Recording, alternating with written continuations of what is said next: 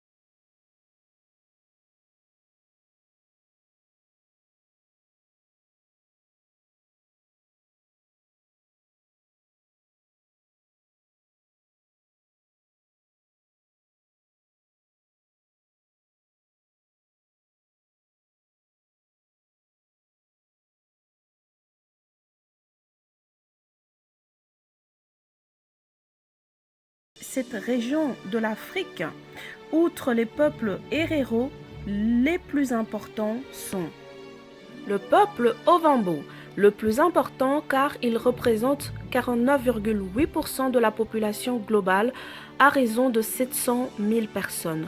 Le peuple Kavango, c'est le deuxième groupe ethnique du territoire avec 120 000 personnes représentant 9,3% du territoire.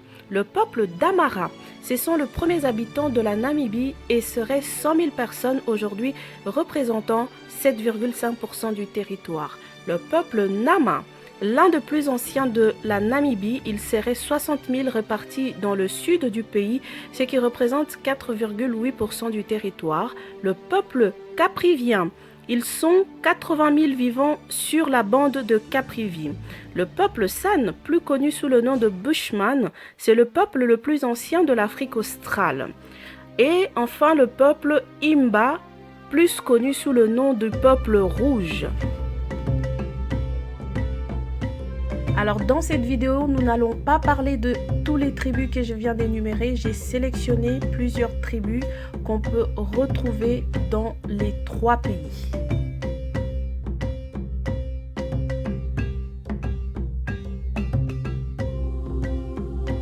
Le peuple Herero est incontestablement le plus reconnaissable de par ses traditions religieuses, mais aussi parce que c'est le peuple qui a le plus marqué l'histoire.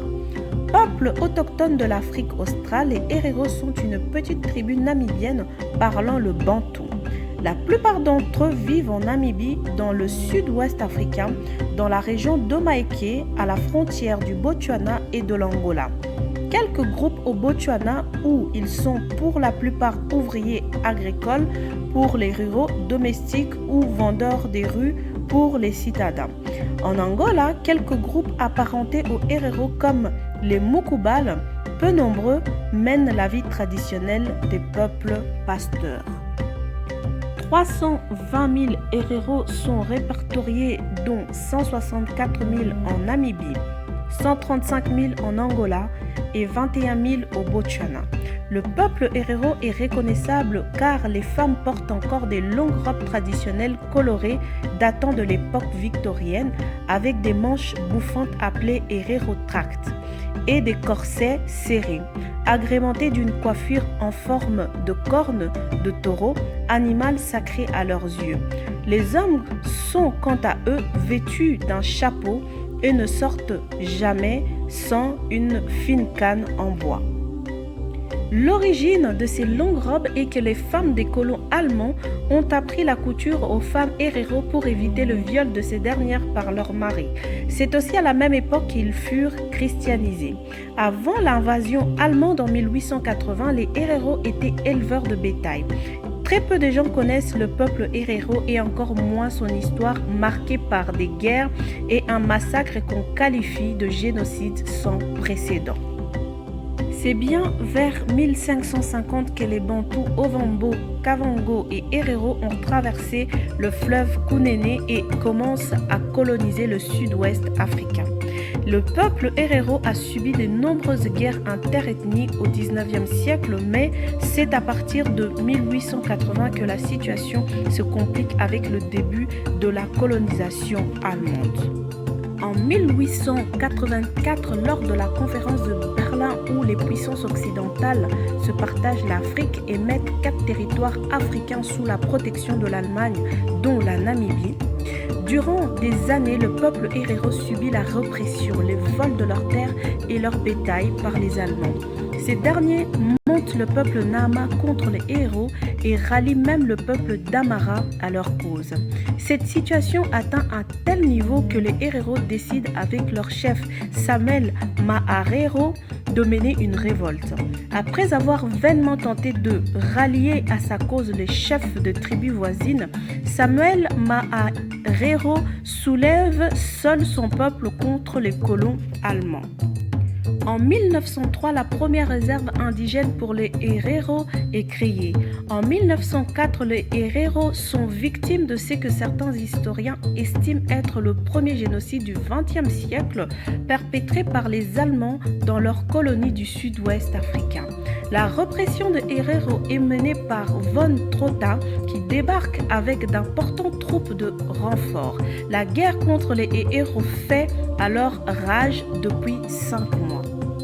En août 1904, lors de la bataille de Waterberg, il fait encercler les Herero de 3 côtés, ne leur laissant qu'une seule issue pour fuir le désert du Kalahari. Alors que les Herero, essayant d'y trouver refuge, von Trotha fait empoisonner les puits d'eau, dresse des postes de garde à intervalles réguliers avec ordre de tirer sans sommation à la vue de chaque Herero, homme, femme ou enfant. L'ordre officiel d'extermination du général von Trotha est « Chaque Herero trouvé à l'intérieur des frontières allemandes, armé ou non, en possession de bétail ou pas, sera abattu ». En quelques semaines, les Herero meurent par dizaines de milliers de soif et de faim dans le désert de Maïké. Selon les estimations courantes, il y aura environ 60 000 morts. Il y a eu également 10 000 Namakas tués et 1749 morts allemands, soldats et civils. Les survivants sont enfermés dans les camps de concentration inspirés de ceux faits par les Britanniques en Afrique du Sud contre les Bourses quelques années plus tôt. La moitié des prisonniers sont morts en captivité. En 1911, il ne reste officiellement que 15 130 Herero dans le pays. Au XXIe siècle, les Herero demandent des dommages de guerre à l'Allemagne contre ce qui est considéré par certains comme le premier génocide du siècle précédent. Chaque année en octobre, un rassemblement de plusieurs milliers de Herero où Lothar von Trotha ordonna leur extermination. En 2008, cet endroit devient le parc historique Ozumbu Zovindimba Cultural Center où de nombreux cadavres sont enterrés. Aujourd'hui, les Herero attendent toujours que l'Allemagne reconnaisse ce génocide et l'obtention de dommages et intérêts. Après une plainte portée devant la Cour des États-Unis, le versement de dédommagements et des excuses officielles de l'Allemagne se font encore attendre.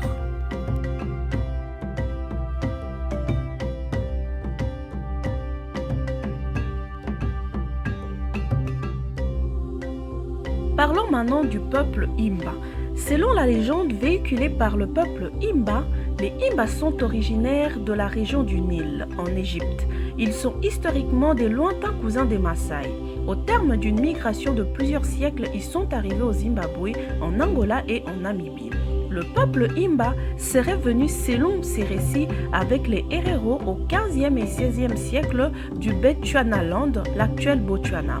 Ils ont vécu comme chasseurs et cueilleurs nomades dans le nord-ouest de la Namibie, dans le Kokoland, près du fleuve Kunene en Angola. Donc c'est entre l'Angola et les anciens Homeland. Les Imba se sont néanmoins différenciés des Herero, entre autres par l'influence des missionnaires allemands sur les Herero, dont la mode et leur conflit avec les Nama. Ils forment une ethnie qui appartient au groupe linguistique Bantou, un ensemble d'ethnies couvrant toute la partie australe de l'Afrique. Les Bantous sont avant tout agriculteurs sédentaires et ont acquis la maîtrise du fer. Les Imba sont principalement établis au nord de la Namibie, dans le désert côtier du Cocovalt, qui veut dire lointain. Une petite partie vit également sur la rive angolaise du fleuve Kunene. Leur population regroupe environ 13 000 individus repartis sur 30 000 m² de territoire. En les chassant avec violence de leur territoire, les colons allemands ont poussé la plupart des Imba à se réfugier en Angola. Pendant plusieurs décennies, ils furent forcés de délaisser leur mode de vie traditionnel, nomade, pour travailler aux côtés des colons portugais. Puis, à partir de 1920, l'Afrique du Sud leur affecte une réserve où ils sont contraints de s'installer à l'emplacement actuel de la Namibie, sans autorisation de pratiquer le commerce ni de faire brouter du bétail. Les Imba sont alors réduits à mendier et mis en marge de la société. De cette époque, ils tirent leur nom Imba qui signifie mendiant. Les Imba ne sont donc autres que les héréros réfugiés après avoir été chassés de leur territoire. Avec cette colonisation sud-africaine de 1920, les Imba traversent à nouveau le fleuve Kunene dans l'espoir de regagner leurs terres. Peu à peu, ils se reconstruisent et deviennent dans les années 1970 les pasteurs le plus riches d'Afrique. Ce n'est qu'après la décolonisation que le peuple Imba retrouve sa liberté et se fixe définitivement dans la zone actuelle où ils vivent. Dans le désert tourmenté du Cocoland, les pasteurs Imba ont bien du mal à préserver leur mode de vie ancestral menacé par une longue guérilla. Ils ne sont plus que quelques milliers à perpétuer une morale rude et frugale fondée sur la présence éternelle des morts incarnés dans leurs troupeaux. Leur passion pour la beauté corporelle en fait aussi d'admirables témoins de cette Afrique australe. Traditionnellement, les femmes Imba se teignent la peau en rouge avec une pommade réalisée à base de graisse de vache et de poudre d'ocre rouge en guise de toilette et de protection contre l'ardeur du soleil, de la sécheresse de l'air et des insectes. Leurs cheveux sont coiffés en tresses lisses et épaisses enduites également de la même substance. Leur coiffure évolue au fur et à mesure de l'avancement de leur vie. Les fillettes portent deux tresses pointant vers l'avant lorsqu'elles sont enfants, puis dirigées vers l'arrière lorsqu'elles sont en âge de se marier. Une fois devenues épouses, elles se coiffent de longues nattes enduites d'argile. Les jeunes garçons affichent un crâne rasé jusqu'à la circoncision. Après cette cérémonie, ils portent une queue de cheval avec le reste du crâne rasé qu'ils recouvrent après le mariage d'un bonnet en coton. Filles comme garçons se voient retirer 4 incisives inférieures afin d'améliorer leur esthétique. Le peuple Imba attache beaucoup d'importance à la beauté. Jamais une femme ne se lave avec de l'eau. Un rituel de beauté quotidien de fumigation à base d'écorce odorante remplace la toilette à l'eau. Complété par l'étalement du baume pourpre, ce rituel rend leur peau souple et hydratée et font d'elles des femmes rouges d'une extraordinaire beauté, reconnaissables au premier égard. Les Imba hommes et femmes sont vêtus d'un simple pagne en cuir.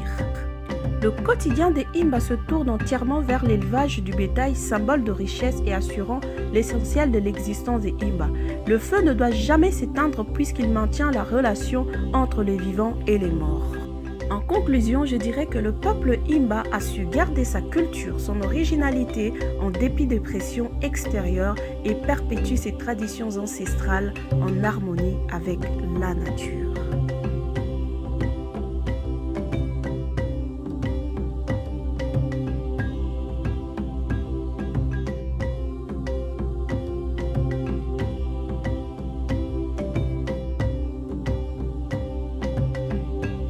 Parlons maintenant des San.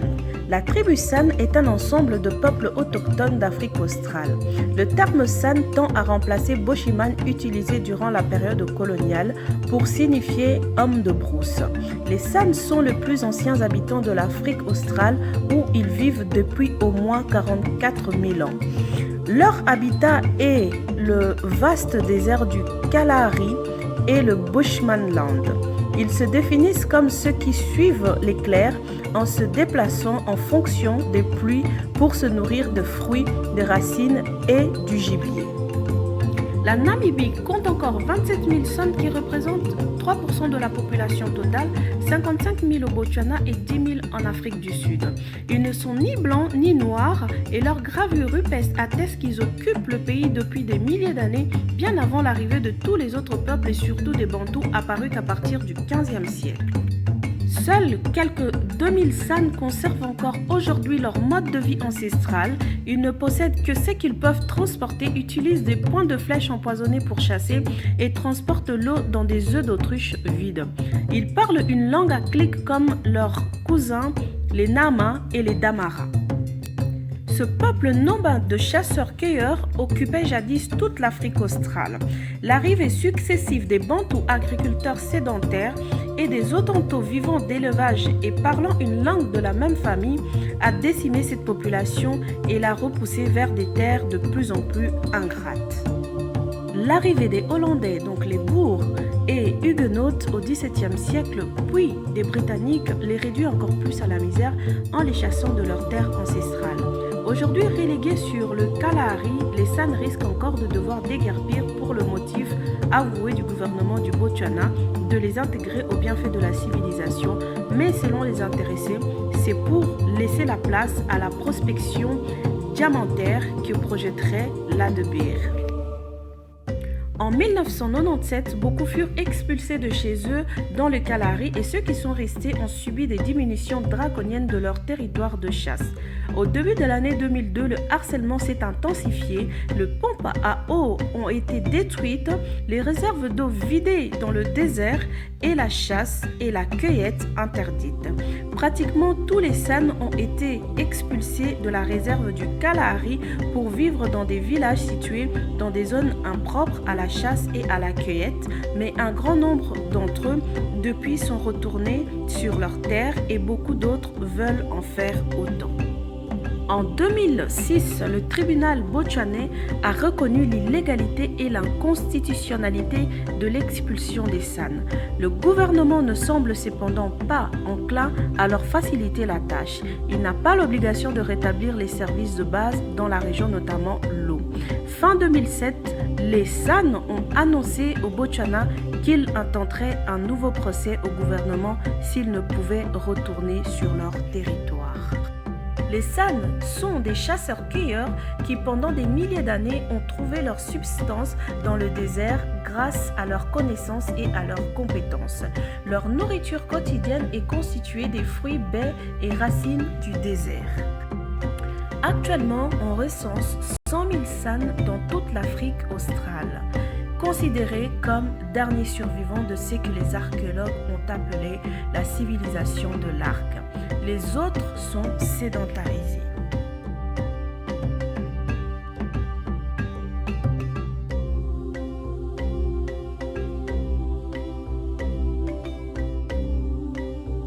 Les Mouila ou Mumuila nous amènent directement en Angola.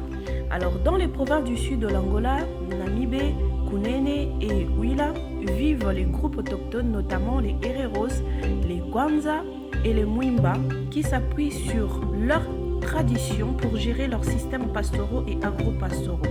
Parlons des Mouila.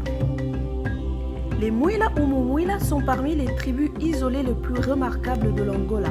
C'est une population de langue bantou d'Afrique australe vivant au sud-ouest de l'Angola et font partie du grand groupe des Nyaneka Umbe.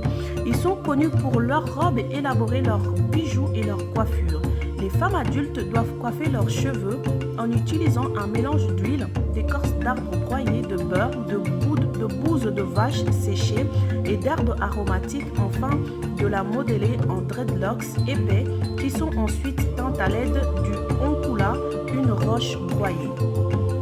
Ces dreadlocks sont ensuite embellis avec des coquillages, des perles et parfois de la nourriture séchée pour le rendre encore plus élaboré et accrocheuse.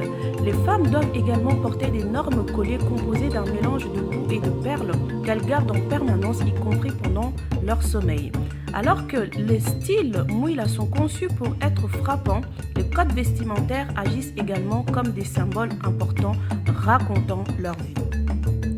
Le nombre de tresses dans leurs cheveux, généralement entre 4 et 6, indique si elles ont atteint la maturité et 3 tresses indiquent qu'il y a eu un décès dans leur famille.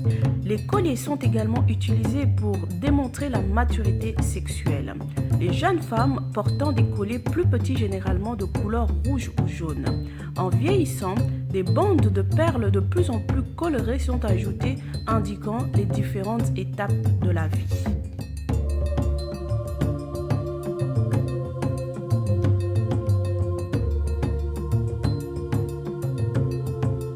Les Mukubal, également nommés Mukubai, Mukabale ou Mugubale, sont un groupe de héréros du sud de l'Angola. C'est un peuple semi-nomade qui vit essentiellement du bétail et de l'agriculture. Leur territoire se trouve dans le désert du Namibie et s'étend des montagnes Serra da Tchelsa au nord à la rivière Kunene au sud. Les Mukubal sont réputés pour leur endurance car ils peuvent courir jusqu'à 80 km en un jour. Et voilà, c'est fini pour cette vidéo. J'ai vraiment pris un plaisir immense à la réaliser parce qu'il est important d'honorer nos ancêtres en transmettant leurs histoires à la descendance. J'espère vraiment que la vidéo vous a plu et qu'elle vous a apporté un plus dans votre vie. N'hésitez pas à vous abonner, à liker, à partager. Je vous retrouve la semaine prochaine pour la suite des tribus ancestrales de l'Afrique subsaharienne. En attendant, je vous dis au revoir et prenez soin de vous.